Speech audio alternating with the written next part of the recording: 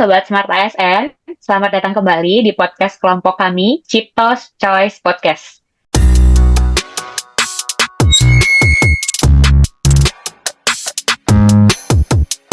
Kembali lagi bersama saya, Intan, sebagai radiografer radioterapi di Rumah Sakit Cipto Mangunkusumo. Dan hari ini saya tidak sendiri, kembali bersama 4 rekan saya, yaitu perawat hebat di RSCM juga. Yang pertama ada Kak Indah. Halo Kak Indah. Halo kakak-kakak semua. Lalu ada Kak Eni. Hai Kak Eni. Halo teman-teman semua. Ada Kak Rovia. Halo teman-teman semua. Dan ada Kak Jean. Halo Kak Jean. Halo semuanya. Ya, hari ini kita akan mengupas tuntas tentang salah satu instansi yang menjadi benchmark nasional dalam smart governance, yaitu pemerintah kota Surabaya. Kita akan lihat nih bagaimana mereka mengelola manajemen ASN dan transformasi digitalnya. Nah, sebagai pembuka nih, saya ingin bertanya nih kepada Kak Eni. Menurut Kakak, bagaimana sih Surabaya dan terutama pemerintah kotanya begitu ya dalam mengelola SDM sehingga mereka itu bisa disebut memiliki manajemen ASN yang unggul begitu, Kak? Menurut saya sih dari Surabaya ya, kuncinya adalah meritokrasi tanpa kompromi ya. Di Surabaya sistem karir ASN benar-benar berdasarkan kualifikasi dan kompetensi. Mereka punya aplikasi e-performance yang sangat ketat, jadi tunjangan kinerja itu tidak dipukul rata, tapi berdasarkan capaian real tiap individu yang terinput di sistem. Tidak ada ruang untuk titipan atau nepotisme karena semua terpantau secara digital. Wah, keren juga ya. Gimana kalau menurut Kak Ropia gimana, Kak? Ada tambahannya? Kalau menurut aku, kalau bicara soal Smart ASN, profil pegawai di sana itu udah memiliki digital mindset ya. Mereka bukan lagi ASN yang menunggu instruksi di balik meja, tapi mereka sudah berinovasi dan adaptif. Mereka menjunjung tinggi nilai integritas karena sistem di sana udah meminimalisir interaksi tatap muka yang berisiko sama pungli. Mereka profesional, punya wawasan global, dan yang paling penting, mereka sangat hospitality alias ramah dalam melayani. Oh, ramah begitu ya. Kalau menurut Kak Jen ada tambahan lagi nggak? Menurut aku ya Kak, integritas sih Kak kuncinya. Jadi ASN di sana itu didorong buat kolaborasi antar dinas, terus udah nggak ada lagi ego sektoral, terus potret smart ASN yang sebenarnya itu mampu memanfaatkan teknologi untuk mempercepat pelayanan tanpa kehilangan sisi humanismenya aja gitu. Oke, kalau itu tadi kan berdasarkan manajemen dan smart ASN ya, teman-teman dan kakak-kakak semua ya. Nah, kali ini kita akan masuk ke segmen yang paling krusial nih. Kita akan membedah transformasi Surabaya melalui kacamata sebelum dan sesudahnya nih. Nah, gimana nih menurut rekan-rekan semua? Ada narasinya nggak? Dipersilakan coba. Ya, kalau kita kilas balik ke kondisi Surabaya sebelumnya ya, bayangkan sebuah birokrasi yang kaku dan juga melelahkan. Dulu tuh warga Surabaya yang mau mengurus izin usaha ataupun administrasi pendudukan itu harus menyiapkan tumpukan map coklat berisi fotokopi dokumen yang berulang-ulang. Kemudian juga antrian ini mengular sejak subuh di kantor dinas dan ya pengap gitu. Kemudian di mana berkas itu juga seringkali terselip ataupun hilang karena sistem pengarsipannya yang masih manual pada saat itu. Kemudian juga masyarakat ini nggak punya kepastian kapan izinnya akan selesai, kemudian berapa biayanya, dan juga harus lewat mana meja mana lagi gitu. Dan inilah wajah birokrasi yang lambat, tidak transparan, dan juga sangat rentan terhadap praktik pungutan liar di kota Surabaya sebelumnya. Terlihat sangat chaos sekali ya, Kak ya. Nah, kalau menurut Kak ini ada tambahan lagi nggak, Kak? Bukan hanya soal perizinan, Kak Intan. Dulu pengaduan masyarakat seolah bertepuk sebelah tangan. Jika ada lampu jalan mati atau saluran air tersumbat, warga bingung harus lapor kemana. Laporan manual seringkali menguap di tengah birokrasi yang berlapis. Koordinasi antar dinas sangat buruk.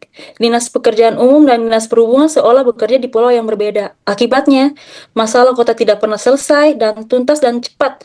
Oh, begitu ya. Jadi memang benar-benar chaos dan tidak terkendali begitu ya. Terus ini kan sudah kondisi sebelumnya nih. Nah, mungkin kita bisa dengar nih kira-kira ada masukan atau ada pendapat lain mengenai kondisi sesudahnya ini menurut Kak Ropiah bagaimana nih, Kak? Kalau menurut aku kondisi setelahnya itu implementasi smart governance ya. Surabaya itu udah melakukan revolusi melalui Surabaya Single Window atau SSW. Sekarang seluruh perizinan itu ditarik ke dalam satu pintu digital. Nggak ada lagi tuh tumpukan kertas. Semua dokumen itu udah diunggah dan diverifikasi secara daring. Warga juga bisa memantau prosesnya dari rumah dan dari smartphone mereka masing-masing. Jika ada kendala, sistem akan memberikan notifikasi secara real time. Hasilnya, waktu pengurusannya jadi lebih cepat. Yang sebelumnya berminggu-minggu, sekarang tuh bisa jadi cuman berapa jam atau berapa hari ya. Lebih cepat dan sistematis ya Kak ya. Ya, benar banget. Oke, kalau menurut Kak Jen bagaimana Kak? Di sana juga udah keren sekali ya Kak, karena sudah ada layanan darurat, bisa telepon ke 112. Ini adalah surat syarat kota yang beroperasi selama 24 jam. Jadi setiap ada darurat seperti medis, kriminal maupun bencana, warga cukup menekan tombol itu. Di sana berbagai instansi sudah duduk di dalam satu ruangan. Mereka berkoordinasi secara instan melalui layar monitor raksasa untuk memantau ribuan CCTV yang ada di sudut kota. Nah, respon petugas di lapangan kini hanya hitungan menit aja, nggak kayak dulu. Selain itu, di sana juga ada aplikasi yang namanya Ewadul, di mana setiap keluhan langsung masuk ke sistem pemimpin yang wajib direspon oleh dinas terkait dalam waktu yang ditentukan. Nah, inilah Kak, di era digital di mana pemerintah hadir di setiap saku setiap warga seperti itu. Wah, ternyata narasi dari kakak-kakak ini semua itu sangat menggambarkan perubahan yang sangat luar biasa ya untuk kota Surabaya ya. Nah, ini kan kita sudah melihat nih bagaimana perubahan, bagaimana hal-hal positif yang sudah ditampilkan Surabaya mengenai smart governance. Nah, sebagai penutupnya, kira-kira apa nih Kak pembelajaran atau lesson learn yang bisa kita bawa ke unit kerja kita, terutama di RSCM? Bagaimana Kak, menurut Kak Indah? Ya, pembelajaran yang paling ngena sih di aku itu ada stabilitas digital ya. Jadi kita sebagai perawat dan juga radioterapi itu harus siap dengan transformasi seperti rekam medis elektronik seperti itu. Kemudian juga kita harus beranggapan bahwa teknologi ini bukan beban tapi alat untuk meningkatkan keselamatan pasien juga. Oke, kalau menurut Kak Ropiah Kak, gimana Kak? Kalau menurut aku pembelajaran yang bisa diambil karena saya perawat ya di ruang anak, integritas dan transparansi ya. Kita itu bekerja secara smart berarti bekerja dengan jujur dan terukur. Kita harus punya standar tuh pelayanan yang pasti bagi pasien. Nggak ada diskriminasi antar pasien satu dengan pasien yang lain. Oke, nih terakhir nih coba dari Kak Jen, bagaimana Kak? Yang terakhir adalah kolaborasi multidisiplin ya Kak, karena seperti pemerintahan Kota Surabaya yang menyatukan dinas-dinas terkaitnya. Nah, kita juga di RSCM karena banyak sekali profesi ya yang berbeda-beda. Jadi demi memberikan pelayanan yang terbaik untuk bangsa, jadi kita harus tetap solid seperti itu.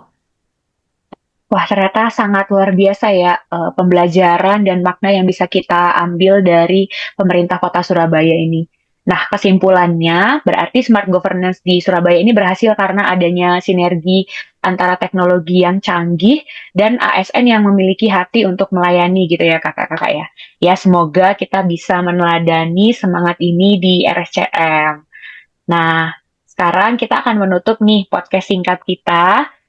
Sebelumnya saya mengucapkan terima kasih ya untuk kakak-kakak dan rekan-rekan semuanya. Nah, sebelumnya kita mau jargon dulu ya. Udah tau kan ya jargonnya?